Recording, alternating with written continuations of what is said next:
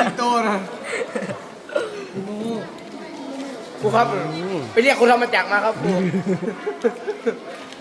เขียนได้บนหน้าคนครัวเขียนได้เนี่ยนะ ผมครับ เป็นไง ดีครับ มันเป็นคนโคเล ผมครับ มาล่างหัวมือ ดันครับ ทำเองกับมือ ครับ เดี๋ยวเบิ่งนะ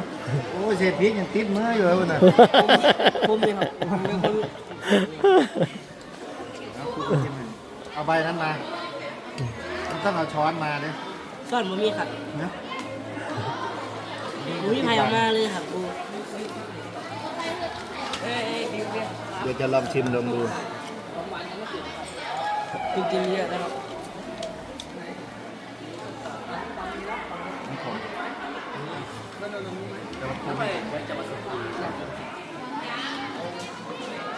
เอาสวัสด